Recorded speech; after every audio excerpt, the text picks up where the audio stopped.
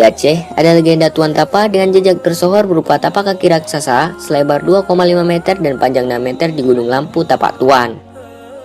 Tapak Tuan merupakan ibu kota Aceh Selatan. Kota ini terletak sekitar 500 km dari ibu kota Aceh, Banda Aceh. Tapak Tuan berasal dari dua suku kata, Tapak dan Tuan. Penamaan itu tidak terlepas dari legenda Tuan Tapa dan keberadaan tapak kaki raksasa di sana. Legenda ini menjadi cerita rakyat turun-temurun dan dipercayai hingga saat ini. Dahulu, hiduplah seorang petapa sakti bertubuh raksasa bernama Syekh Tuan Tapa. Ia sering bertapa ataupun bersemedi untuk mendekatkan diri kepada Tuhannya di sebuah bukit yang kini disebut Gunung Tuan di Tapak Tuan. Suatu ketika, ada sepasang naga dari daratan Tiongkok menemukan bayi perempuan manusia dengan tanda tai lalat di perut terapung sendirian di tengah lautan Samudra Hindia.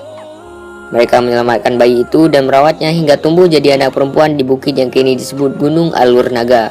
Beberapa tahun berlalu, keberadaan sepasang naga dan anak perempuan itu sampai ke telinga raja dan permaisuri kerajaan Asralanoka, sebuah kerajaan di kawasan Samudra Hindia. Raja dan permaisuri itu kehilangan anak perempuannya ketika berlayar di Samudra Hindia beberapa tahun silam.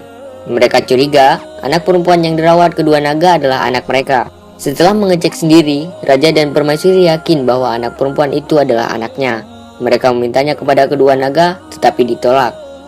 Mereka pun membawa lari anak perempuan itu ke kapal dan pergi menyusuri lautan.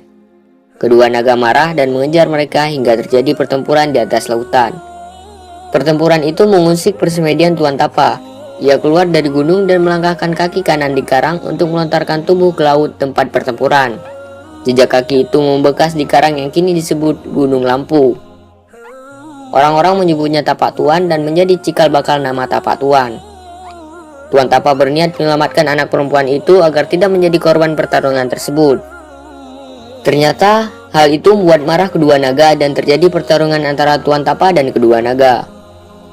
Singkat cerita, pertarungan dibenangi Tuan Tapa dan kedua naga tewas. Adapun raja dan permaisuri kembali memiliki anaknya. Mereka bersama pengikutnya menetap di Aceh Selatan. Mereka tidak bisa kembali ke kerajaan Asralanoka karena kapalnya rusak ketika pertempuran. Konon, mereka menjadi nenek moyang masyarakat Tapak Tuan. Saat ini, cerita legenda itu diyakini masyarakat setempat hingga sekarang.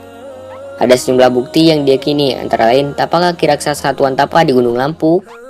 Ada pula karang yang menyerupai topi dan kopiah Tuan Tapa yang terlepas ketika pertarungan yang terletak 50 meter dari tapak kaki raksasa.